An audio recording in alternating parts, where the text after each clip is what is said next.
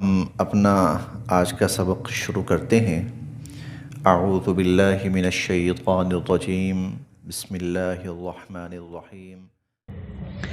پچھلی آیات میں تذکرہ ہوا تھا خواتین جن کو طلاق ہو چکی ہے ان کی عدت کا تذکرہ تھا کہ کس خاتون کی کتنی عدت ہے۔ البتہ ساتھ ایک بات یہ بھی بیان ہوئی تھی کہ طلاق کے بعد جب تک عدت پوری نہیں ہوتی اس وقت تک وہ عورت اسی شخص کے گھر میں رہے گی، نہ تو وہ خود نکلیں اور نہ ہی تم ان کو نکالو۔ یہ ہم نے پچھلی آیات میں پڑھا تھا۔ اب عدت کے دوران عورت کا نان، نفقہ، خرچہ، رہائش، اس کی تفصیلات بیان ہو رہی ہیں۔ اسکنوہن، تم ان کو ٹھہراؤ۔ اسکنوہن، تم ان کو ٹھہراؤ۔ من حیث، جہاں، سکنتم، تم خود ٹھہرے ہوئے ہو۔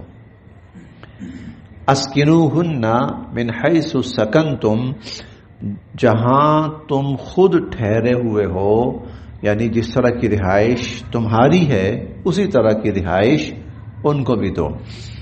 اگر تو طلاق کم سے کم بائنہ ہو گئی، یعنی 2 طلاقیں ہو گئی، نکاح ختم ہو گیا ہے، تو ایسی صورت میں ان کے درمیان علیحدگی ہو گئی ہے۔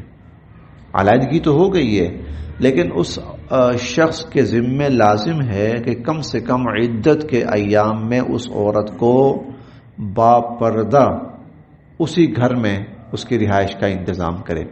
یہ خاوند اب اس کے لیے نامحرم ہے، وہ عورت اس سے پردہ کرے گی، یہ اس سے پردہ کرے گا، لیکن کوشش یہی کرے، حکم یہی ہے کہ وہ اسی گھر کے اندر عورت کو ٹھہرائے اور عورت بھی وہیں پر ٹھہرے۔ اسکنوہن، ان کو تم رہائش دو، من حیث سکنتم، جہاں تم خود رہائش پذیر ہو، من وجدکم، اپنی حیثیت کے مطابق۔ ولا، اور نہ، تضاروہن، ان کو ستاؤ۔ ولا تضاروہن، اور ان کو نہ ستاؤ، لتضیقوا، تاکہ تم تنگی کرو، علیہن، ان پر، ان کو تنگ کرنے کے لیے نہ ستاؤ ان کو، یعنی خدا نہ خواستہ خاوند ایسے حربے استعمال کرنا شروع کر دے کہ یہ عورت تنگ ہو کر خود ہی چلی جائے یہاں سے، نہ، ایسے نہ کرو۔ ولا تضاروہن لتضیقوا علیہن، اور ان کو نہ تنگ کرو تاکہ وہ پریشان ہو جائیں، یا نہ ان کو ستاؤ کہ وہ تنگ پڑ جائیں۔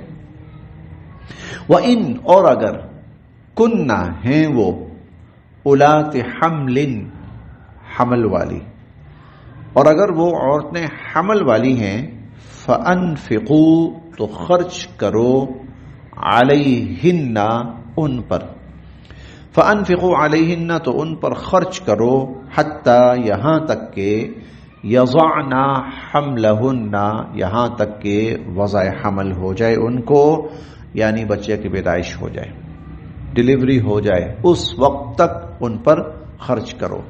خصوصی طور پر اس لیے اس صورت کا ذکر کیا گیا ہے کیونکہ اس صورت میں عورت کو بہتر خوراک کی ضرورت ہوتی ہے، زیادہ دیکھ بھال کی ضرورت ہوتی ہے۔ لہذا اگر ایسی صورت ہے کہ عورت حمل سے ہے اور تم نے اس حالت میں طلاق دے دیے، خاص خیال رکھو ان کا۔ وَإِن كُنَّ أُولَاتِ حَمْلٍ، اور اگر وہ حمل والی ہیں، فَأَنفِقُوا عَلَيْهِنَّ، تو ان پر خرچ کرو، حَتَّى يَضَعْنَ حَمْلَهُنَّ، جب تک کہ ان کو وضع حمل نہ ہو جائے۔ فَإِن، پھر اگر، أَرْضَعْنَ، وہ دودھ پلائیں، لَكُمْ، تمہارے لیے، اگر وہ جو بچہ پیدا ہو گیا ہے اب اگر وہ ان کو دودھ پلائیں، فَآتُوهُنَّ، تو دو ان کو، أُجُورَهُنَّ، ان کا اجر، ان کا صلہ، تو ان کو وہ دودھ پلائیں تو دودھ پلانے کی رقم وغیرہ دو ان کو۔ وَأْتَمِرُوا، اور طے کر لو، بینکم آپس میں بمعروف بھلے طریقے سے اور مناسب اور معقول طریقے پر آپس میں طے کر لو کہ عورت جب تک اس بچے کو دودھ پلاتی ہے تو خامند اس کو کیا خرچہ وغیرہ دیتا رہے گا. وَإِنْ اور اگر تم مشکل میں پڑ جاؤ، اور اگر تم آپس میں مشکل میں پڑ جاؤ، یعنی مشکل کا مطلب یہ ہے کہ عورت کو پتہ لگ جائے کہ یہ مرد کی مجبوری ہے، اس نے تو پلوانا ہی پلوانا ہے، اور وہ کوئی بہت بڑی ڈیمانڈ کر دے اور خاوند پوری نہیں کر سکتا، یا خاوند کو پتہ ہے عورت کی مامتا ہے نا، وہ اس کے بغیر کہاں رہے گی، لہٰذا وہ اس کو اس حوالے سے تنگ کرنے لگے. وَإِن تَعَاسَرْتُمْ اگر تم آپس میں تنگ پڑ جاؤ، فَسَتُرْضِعُ تو دودھ پلائے لہو اس بچے کو اخرى کوئی دوسری عورت، تو پھر کسی اور خاتون کا انتظام کر لو کہ وہ اس بچے کو دودھ پلائے. لِيُنْفِقْ خرچ کرنا چاہیے ذو سعۃ صاحب حیثیت کو من سعتہ اپنی حیثیت کے مطابق.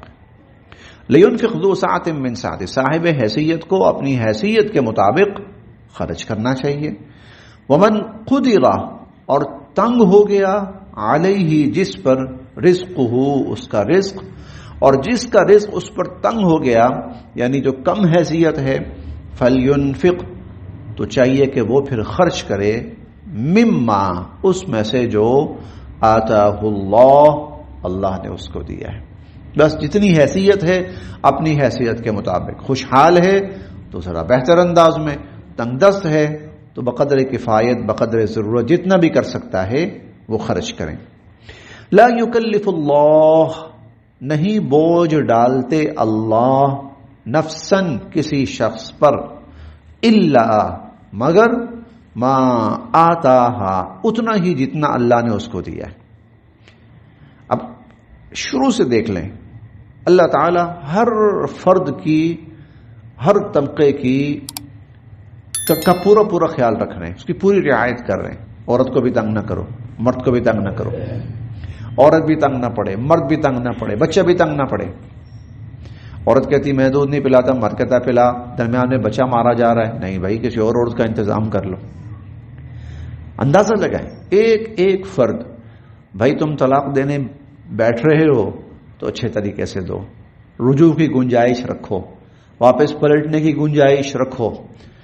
اچھا پھر تم دیکھتے ہو کہ میرے پاس موقع ہے تو بھائی یا تو اس موقع کو حاصل کر لو یا پھر اس عورت کو فارغ کر دو، بھلے طریقے سے فارغ کر دو. اگر تم کہتے ہو نا نہیں تنگ نہ کرو، اور پھر اس کے بعد یہ ہے کہ عدت اس نے گزارنی ہے تو بھائی جس طرح تم رہ رہے ہو نا اسی طرح اس کو رکھو. یہ نہیں کہ کوئی ملازمہ کی کوٹری ہے تو پھینک دیا اس کے اندر، 3 دن کھانے کا نہیں پوچھا اس کو، بیمار ہے پڑی ہے مر رہی ہے تو کوئی احساس نہیں بھائی نہیں، اس کا پورا خیال رکھو. خدا نخواستہ اگر وہ حالت حمل میں ہے تو پھر تو خصوصی خیال رکھو بھائی اس کا. اس حالت میں عورت کو اور زیادہ کیئر کی، دیکھ بھال کی، خوراک کی ضرورت ہوتی ہے، اس سب کا خیال رکھو. بچے کا بھی خیال رکھو بھائی، جو جتنا صاحب حیثیت ہے اتنا کرے. وہ جس کو اللہ نے زیادہ دیا ہے کھل کے کرے، جس کو اللہ نے کم دیا ہے وہ بھی اتنا ہی کرے، کیونکہ اللہ بھی کسی پر اتنا ہی بوجھ ڈالتے ہیں جتنا اللہ نے اس کو دیا ہے. اللہ کسی پر اتنا ہی بوجھ ڈالتے ہیں. اندازہ لگائیں کہ ہر فرد ہر طبقے کی پوری رعایت، پورا خیال، پورا احسان. اسی لیے کہا جاتا ہے نا علیمن حکیمہ، وہ علم والا بھی ہے حکمت والا بھی.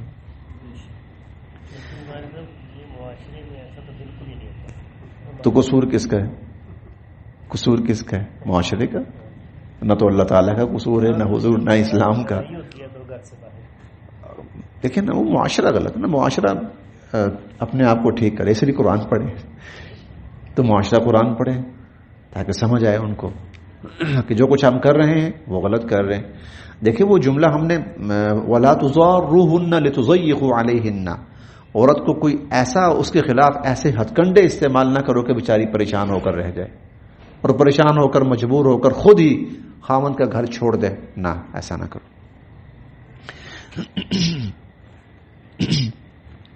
سیجعل اللہ پیدا فرما دیں گے اللہ تعالی بعد عسر مشکل کے بعد یسرا، آسانی. اللہ تعالی مشکل کے بعد آسانی پیدا فرما دیں گے. وَكَأَيٍّ، اور کتنی ہی یہ جو موضوع چل رہا تھا وہ مکمل ہو چکا ہے. طلاق، عورتوں کے عدت اور عدت کے دوران ان کا نان نفقہ، بچوں کے اخراجات، سب کچھ یہ پورا ہو چکا ہے. اب اللہ رب العزت اس کے بعد گفتگو شروع فرما رہے ہیں جو عام انسانوں کی ہدایت اور رہنمائی کے لیے. وَكَأَيٍّ، اور کتنی ہی من قریۃ، بستیاں، عاتت، جنہوں نے سرکشی کی، عن امر ربها، اپنے رب کے حکم سے، ورسلہ، اور اس کے رسولوں کے حکم سے، اپنے رب کے اور اس کے رسولوں کے حکم سے سرکشی کی جنہوں نے. فحاسبناها، ہم نے پھر ان کا حساب لیا. حسابا شدیدا، بڑا سخت حساب لیا. وعذبناها، اور ہم نے ان کو عذاب دیا. عذابا نکرا، بہت تکلیف دہ عذاب. ہم نے ان کو بہت تکلیف دہ عذاب دیا. فذاقت، چکھا انہوں نے، وبال امرہا، اپنے اعمال کا مزہ. اپنی حرکتیں کہہ لیں آپ، کیونکہ برے کاموں کے لیے حرکتوں کا لفظ استعمال ہوتا زیادہ. اپنی حرکتوں کا وبال چکھا، اپنی حرکتوں کا انہوں نے مزہ چکھا، بھگتا. وکانا، اور تھا، عاقبت امرہا، ان کی حرکتوں کا انجام خسرا، نقصان ہی نقصان، خسارہ ہی خسارہ. اور ان کی حرکتوں کا جو انجام تھا وہ خسارہ ہی نکلا، نقصان ہی نکلا. اللہ اور اللہ کے رسول کے حکم سے سرکشی کر کے کوئی قوم خوشحال نہیں رہی، آباد نہیں رہی، بالآخر وہ تباہ ہوئی. اعد اللہ، تیار کر رکھا ہے، اللہ تعالی نے، لہم، ان کے لیے، عذابا شدیدا، سخت عذاب. یعنی دنیا میں تو ہم ان کو دے چکے، ان کا حشر نشر ہم کر چکے. دنیا میں ہم ان کا حشر نشر کر چکے، ہم ان کو تکلیف، پریشانی، مصیبت، دکھ، عذاب میں مبتلا کر چکے. اور آخرت میں بھی اللہ نے ان کے لیے بہت سخت عذاب تیار کر رکھا ہے. اچھا، ہم جو لوگ نا پاکستان یا انڈیا یا ایسے ممالک میں رہتے ہیں تو ہم لوگ یہ سمجھتے ہیں کہ جو ممالک ہیں نا غیر مسلم ممالک، وہاں کے لوگ بڑے پرسکون زندگی بسر کر رہے ہیں. ایسا نہیں ہے. ہاں، آسائشات کی فراوانی ہے، حکومتیں ان کا بڑا خیال رکھ رہی ہیں، بہت احساس کر رہی ہیں. یہ مادی طور پر کہ ان کو کھانے پینے کی کمی نہ ہونے پائے، ان کو ضروریات ان کی پوری ہوتی رہیں، حکومتیں پورا احساس کر رہی ہیں، خیال کر رہی ہیں. لیکن خود ان لوگوں کی جو اپنی زندگی ہے نا وہ اس قدر تکلیف دہ، اذیت ناک ہے کہ ایک مسلمان سوچ نہیں سکتا. مسلمان وہاں جائے نا، مسلمان کی زندگی وہاں الگ ہے. وہاں کا جو مسلمان ہے نا، مسلمان وہاں کا بھی مطمئن ہے، پرسکون ہے. لیکن وہاں کا جو غیر مسلم ہے نا وہ پرسکون نہیں، وہ بے انتہا پریشان ہے. وہ بے انتہا سہولیات دے دے کر ان کو مطمئن کرنے کی کوشش کی جا رہی ہے.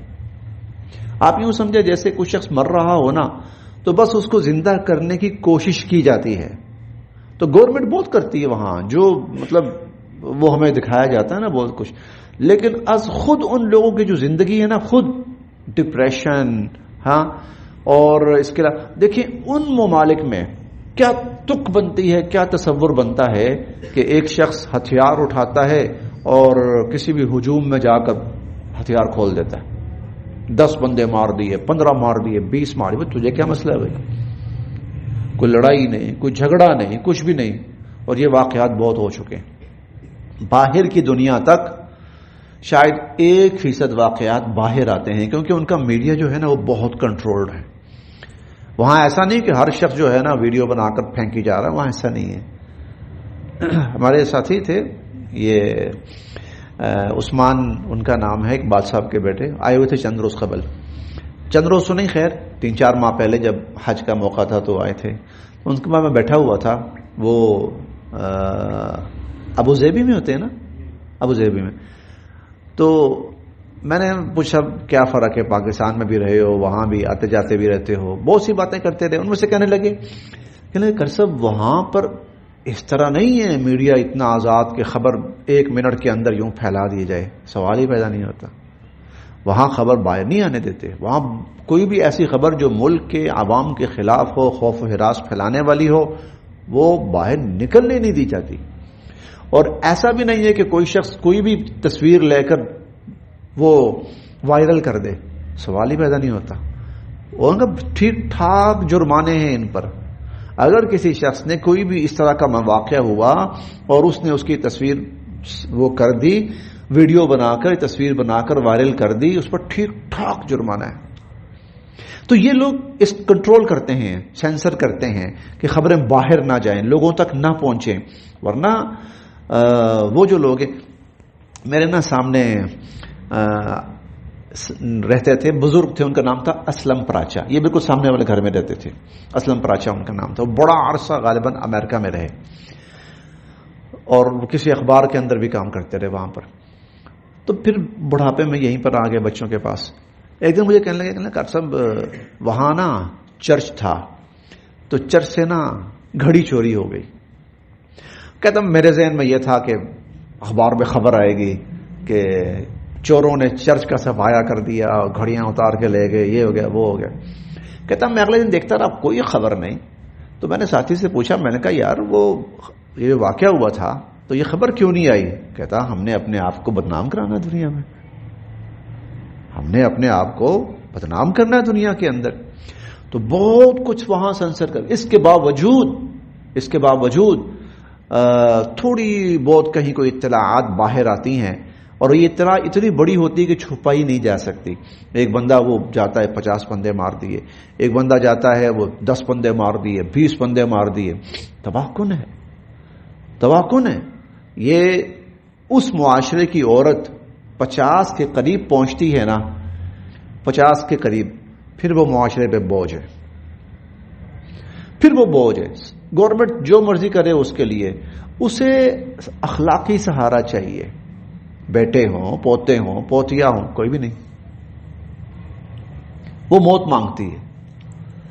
وہ یہ عذاب ہے، بہت بھیانک عذاب ہے، بہت بھیانک.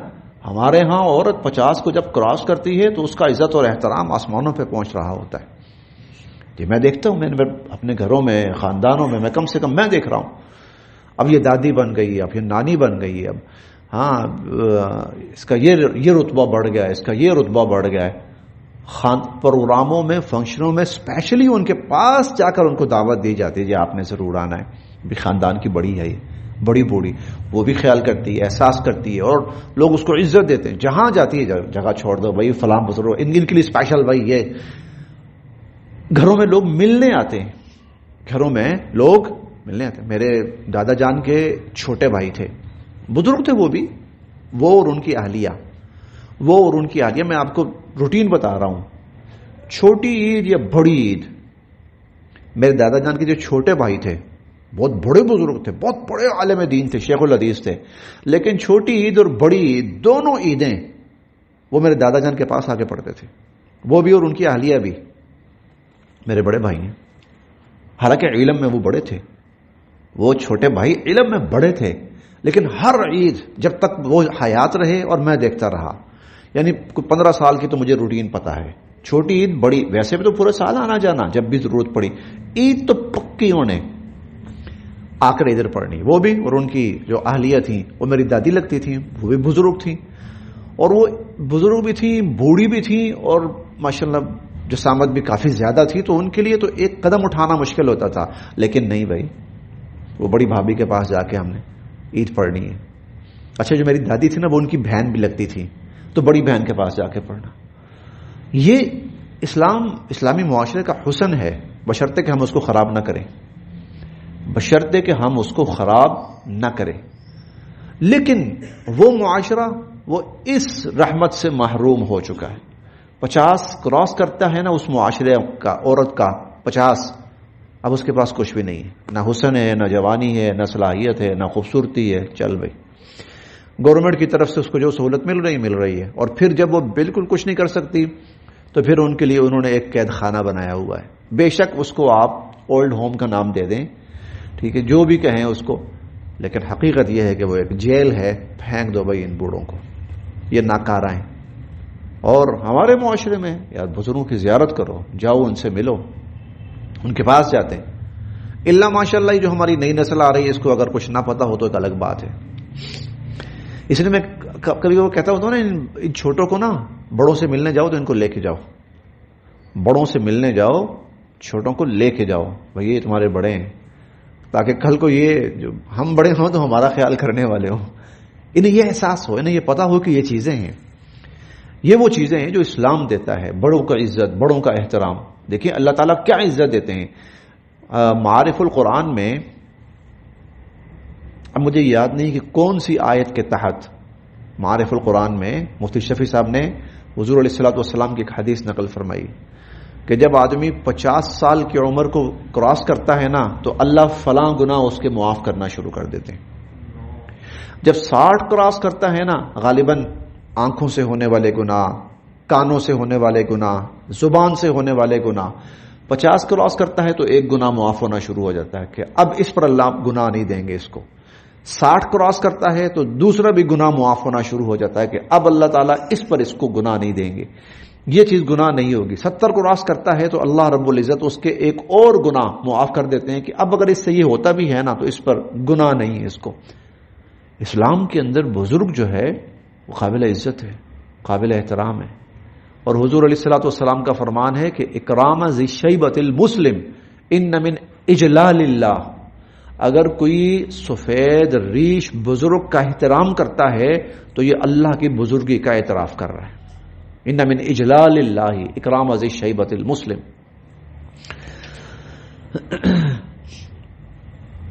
تو فذاقت وبال امرها، اپنی حرکتوں کا انجام چکھا انہوں نے. وکان عاقبۃ امرها خسرا، اور ان کی حرکتوں کا جو انجام تھا خسارہ ہی خسارہ تھا، نقصان ہی نقصان تھا.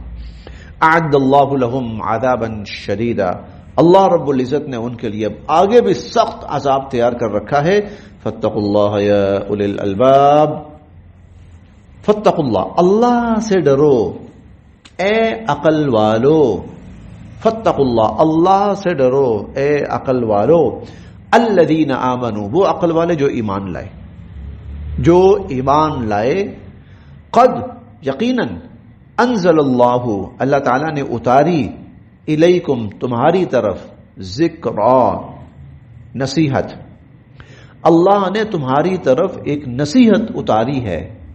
رسولاً، کہ اللہ کے رسول، یتلو علیکم، تلاوت کرتے ہیں تم پر، آیات اللہ، اللہ کی آیات، مبینات، واضح، روشن. اللہ کی واضح اور روشن آیات اللہ کے رسول تم پر تلاوت کرتے ہیں. لیخرجا، تاکہ نکالیں، الذین، ان لوگوں کو، آمنو، جو ایمان لائے، وعملوا الصالحات، اور نیک اعمال کیے. جو ایمان لائے اور نیک اعمال کیے، اللہ کے رسول ان کو نکالیں، من الظلمات، اندھیروں سے، الی النور، روشنی کی طرف، اندھیروں سے روشنی کی طرف نکالیں. ومن یؤمن، جو ایمان رکھتا ہے، باللہ، اللہ پر، ویعمل صالحا، اور نیک اعمال کرتا ہے، جو اللہ پر ایمان رکھتا ہے اور نیک اعمال کرتا ہے، یدخلہ، اللہ اس کو داخل فرمائیں گے، جنات، ایسی جنتوں میں، تجری، کے بہتی ہیں، من تحتہا، جن کے نیچے سے، الانہار، نہریں، خالدین فیہا ابدا، اور یہ ان جنتوں میں ہمیشہ ہمیشہ رہیں گے. قد، یقیناً، احسنا، کیا ہی خوب، اللہ نے، لہو، اس شخص کو، رزقا، بدلہ دیا ہے. قد احسن اللہ لہ رزقا، اللہ نے کیا ہی خوب اس شخص کو بدلہ دیا ہے، جو ایمان لاتا ہے، جو اعمال صالحہ کرتا ہے. اللہ وہ ہے الذی جس نے خلق پیدا فرمائے 7 سماوات 7 آسمان ومن الارض اور زمینیں مثلہن ہے اتنی ہی اور اتنی ہی زمینیں بھی یتنزل اترتا ہے الامر اللہ کا حکم بینہن ان کے درمیان آسمانوں سے زمین کی طرف اللہ کا حکم اترتا ہے لتعلموا تاکہ تم جان لو ان اللہ کہ بے شک اللہ تعالی علی کل شیء قدیر ہر چیز جاننے والے ہر چیز پر قدرت رکھنے والے تاکہ تم جان لو کہ بے شک اللہ تعالی ہر چیز پر قدرت رکھنے والے ہیں وان اللہ اور بے شک اللہ نے قد احاطہ کر رکھا ہے بکل شیء علما اللہ کے علم نے ہر چیز کا احاطہ کر رکھا ہے اللہ کے یعنی کوئی چیز اللہ کے علم سے باہر نہیں اللہ کے علم نے ہر چیز کا احاطہ کر رکھا ہے ہر چیز اللہ کے علم میں بھی ہے ہر چیز اللہ کی قدرت میں بھی ہے ایک دفعہ پھر